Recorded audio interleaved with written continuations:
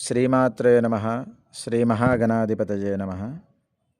Vinay astro Telugu ప్రేక్షకులకు నమస్కారం. ఈ రోజుటి పంచాంగం, అలాగే మకర సంక్రాంతి విశేషం, భోగి పండుగ విశేషం, ద్వాదశ రాసుల దినఫల కార్యక్రమం చూద్దాం. మొదటిగా ఈ రోజుటి పంచాంగం, తేదీ 14 జనవరి 2026 బుధవారం, సంవత్సరం శ్రీ క్రోధినామ సంవత్సరం, ఉత్తరాయణం, పుణ్యకాల ప్రారంభం, ఋతువు శిశిర ఋతువు, మాసం పుష్యమాసం, కృష్ణపక్షం, తిథి ఏకాదశి మధ్యాహ్నం 1:44 వరకు, తదుపరి ద్వాదశి, నక్షత్రం అనురాధ నక్షత్రం, రాత్రి 11:38 వరకు, తదుపరి జ్యేష్ఠ, యోగం గంఢయోగం, సాయంత్రం 4:32 వరకు, రాహుకాలం మధ్యాహ్నం 12:24 నుండి 1:47 వరకు, అభిజిత్ ముహూర్తం మధ్యాహ్నం 12:01 నుండి 12:46 వరకు. పూర్తిగా ద్వాదశి రాసుల ఫలితాలు, వివరణాత్మక విశ్లేషణ ఇప్పుడు తెలుసుకుందాం మనం. అత్యంత పవిత్రమైన మకర సంక్రాంతి పండుగ సూర్య భగవానుడు ధనుసు రాశి నుండి మకర రాశిలోకి ప్రవేశించే ఈ పుణ్యకాలం మీ రాశిపై ఎలాంటి ప్రభావాన్ని చూపబోతుంది, మీరు తీసుకోవాల్సిన జాగ్రత్తలు ఏమిటి, మరియు అదృష్టం కోసం చేయవలసిన పరిహారాలు ఏమిటో ఈ వీడియోలో మనం తెలుసుకుందాం వివరంగా. ముందుగా మేషరాశి ఫలితాలు. మేషరాశి వారికి సంక్రాంతి నుండి వృత్తిపరంగా అద్భుతమైన మార్పులు కనిపిస్తాయి. దశమ స్థానంలో సూర్యుడు దిగ్బలాన్ని పొందుతాడు కాబట్టి ఉద్యోగ ప్రయత్నాలు ఫలిస్తాయి, సమాజంలో గౌరవం పెరుగుతుంది. అయితే తొందరపాటు నిర్ణయాల వల్ల కుటుంబంలో చిన్నపాటి ఘర్షణలు రావచ్చు. పరిహారం: సూర్యోదయ సమయంలో సూర్య భగవానుడికి అర్ఘ్యం సమర్పించండి, ఎర్రటి పుష్పాలతో పూజించండి. ఆదిత్య హృదయం పఠనం మేలు. తదుపరి వృషభ రాశి ఫలితాలు. భాగ్యస్థానంలో సూర్య సంచారం వల్ల మీకు ప్రీతార్జిత ఆస్తి కలిసి వచ్చే అవకాశం ఉంది. దూర ప్రయాణాలు లాభిస్తాయి. ఉన్నత విద్య కోసం ప్రయత్నించే విద్యార్థులకు అనుకూల సమయం. తండ్రి ఆరోగ్యం పట్ల కొంచెం జాగ్రత్త వహించాలి. పరిహారం: ఆవుకు బెల్లం మరియు నానబెట్టిన శనగలు తినిపించండి. శివాష్టకం పఠించండి వల్ల శుభం కలుగుతుంది. తదుపరి మిథున రాశి ఫలితాలు. అష్టమ స్థానంలో సూర్యుడు ఉండడం వల్ల ఆరోగ్య విషయంలో అప్రమత్తంగా ఉండాలి. వాహనాలు నడిపేటప్పుడు జాగ్రత్త అత్యవసరం. వాహనదారులకు దూరంగా ఉండండి, కానీ అకస్మాత్తుగా ధనలాభం కలిగే సూచనలు ఉన్నాయి. పరిహారం: విష్ణు సహస్రనామ పారాయణం చేయండి. సంక్రాంతి రోజు పేదలకు పాదబట్టలు లేదా దుప్పట్లు దానం చేయండి. తదుపరి కర్కాటక రాశి ఫలితాల. సమస్త స్థానంలో సూర్య సంచారం వల్ల భాగస్వాముల వ్యాపారాల్లో ఒడిదుడుకులకు రావచ్చు. జీవిత భాగస్వామితో మనస్పరార్థ వచ్చే అవకాశాలు ఉంది కాబట్టి ఓపిక అవసరం. సామాజికంగా మీరు మంచి గుర్తింపు లభిస్తుంది. పరిహారం: శివలింగానికి పాలాభిషేకం చేయండి. పక్షులకు ధాన్యపు గింజలు వేయండి, తద్వారా దోష నివారణ జరుగుతుంది. తదుపరి సింహరాశి.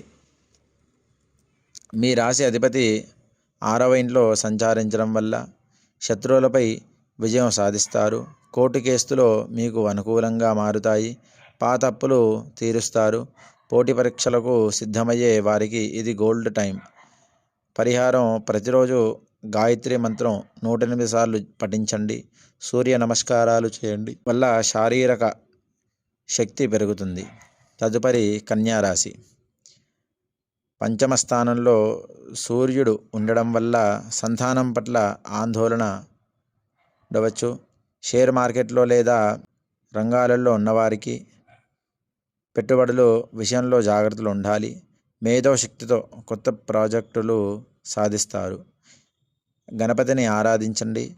సంక్రాంతి రోజున నువ్వులు మరియు బెల్లం కలిపి పదార్థాలను దానం చేయండి. తదుపరి తులారాశి.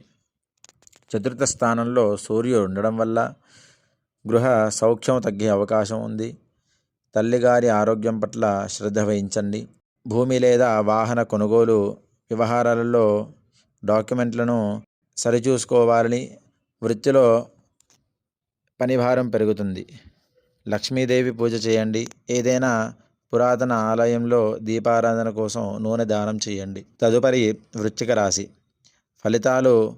తృతీయ స్థానంలో సూర్యుడు మీకు అపారమైన ధైర్యాన్ని ఇస్తాడు.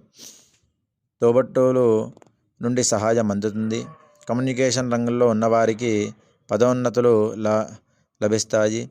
చిన్న చిన్న ప్రయాణాలు లాభదాయకంగా ఉంటాయి. పరిహారం. సుబ్రహ్మణ్యేశ్వర స్వామివారికి ఆరాధించండి.